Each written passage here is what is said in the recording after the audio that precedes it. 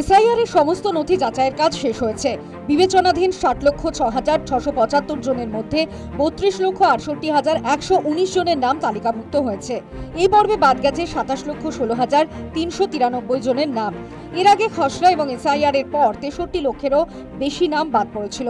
এর সঙ্গে যুক্ত হলো ২৭ লক্ষের কিছু বেশি নাম, অর্থাৎ সব মিলিয়ে প্রায় ৯১ লক্ষ ভোটারের নাম বাদ পড়ল ২০২৬-এর এসআইআর পর্বে। ট্রাইব্যুনালে বাদ পড়া ভোটারদের নাম বিবেচনার কাজ চলছে। তাতে হয়তো বাদ পড়াদের মধ্যে অনেকের নাম ভোটার তালিকায় অন্তর্ভুক্ত হবে, কিন্তু তাতেও সংখ্যাটার খুব বেশি হেরফের হবে না। মমতা বন্দ্যোপাধ্যায় মঙ্গলবার দাবি করেছেন, তিনি কোর্টে দাঁড়িয়ে সওয়াল করেছেন বলে এই ৩২ লক্ষের নাম বাদ দেওয়া যায়নি। সুপ্রিম কোর্টে আমি নিজে দাঁড়িয়েছিলাম বলে সুপ্রিম কোর্টের নির্দেশ অনুযায়ী যে লিস্ট কালকে বেরিয়েছে, ৩২ লক্ষ লোকের নাম ৬০ লক্ষের মধ্যে অলরেডি উঠে গেছে। আর বাদ বাকিটাও আমরা চেষ্টা করব, ট্রিব্যুনালে আমরা চেষ্টা করব। চিন্তা করবেন না, অনেক নাম বাদ গেছে। মুর্শিদাবাদে, উত্তর দিনাজপুরে, মালদাতে, দক্ষিণ ২৪ পরগনায়, নদিয়ায় উকুন বেছে বেছে নাম বাদ দিয়েছে। বাগদায় মতুয়াদের নাম বাদ দিয়েছে। নাম বাদ যাওয়ার বিরোধিতা করেছে সিপিএমও।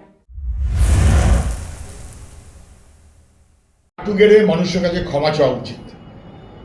উনি ১,২০,০০,০০০ রোহিঙ্গা নাম বাদ দেওয়ার কথা বলেছেন। এখন দেখা গেল ৫৮ লক্ষ যারা এএসডিতে বাদ গেছে সেটা আলাদা। তারপরে উনি বলেছিলেন ১,২০,০০,০০০ রোহিঙ্গা, মোট ৩২ লক্ষ লোকের নাম বাদ গেছে। অনেক কম না, কিন্তু উনি যে ১,২০,০০,০০০ রোহিঙ্গা এবং বাংলাদেশে অনুপ্রবেশকারী বলেছিলেন, তাদের লিস্টটা কোথায়?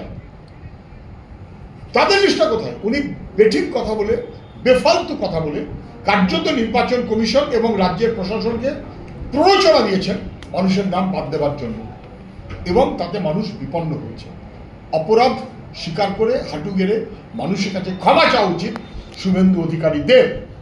আর না হলে রোহিঙ্গাদের নামের তালিকা প্রকাশ করতে না পারলে হাঁটু গেড়ে ক্ষমা চান। এসআইআর এর আগে রাজ্যে মোট ভোটার ছিল ৭,৬৬,০০,০০০। এসআইআর এর পর ভোটার কমে হলো ৬,৭৭,০০,০০০। যাদের নাম বাদ পড়েছে তাদের মধ্যে ৫৮ লক্ষের বেশি মৃত, অন্য রাজ্যে স্থানান্তরিত অথবা এদের নাম একাধিক কেন্দ্রে অন্তর্ভুক্ত ছিল। এই ৫৮,২০,০০০ ভোটার বাদ দেওয়া নিয়ে খুব বেশি বিতর্ক থাকার কথা নয়। তাহলে বিতর্ক পরের ৩২ লক্ষ ভোটারকে নিয়ে। উপযুক্ত নথি না পেয়ে বিচারকরা নাম বাদ দিয়েছেন। কমিশন সূত্রে এরকম তথ্যই উঠে আসছে।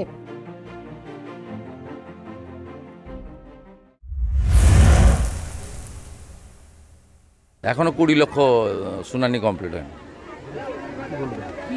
কি হবে ভোটারদের ভবিষ্যৎ কি হবে? ৯১ লক্ষ যে ভারতীয় তার নাম উঠবে, ট্রাইব্যুনালে আবেদন করবে।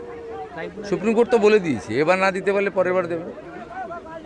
কিন্তু ঝাড়াই বাছাই হয়ে যাওয়া উচিত। বাংলাদেশি মুসলিমের নাম থাকবে না। বিহারের পর পশ্চিমবঙ্গ সহ ১২ রাজ্যে এসআইআর এর ঘোষণা করে নির্বাচন কমিশন। এদের মধ্যে রয়েছে ৩ কেন্দ্রশাসিত অঞ্চলও।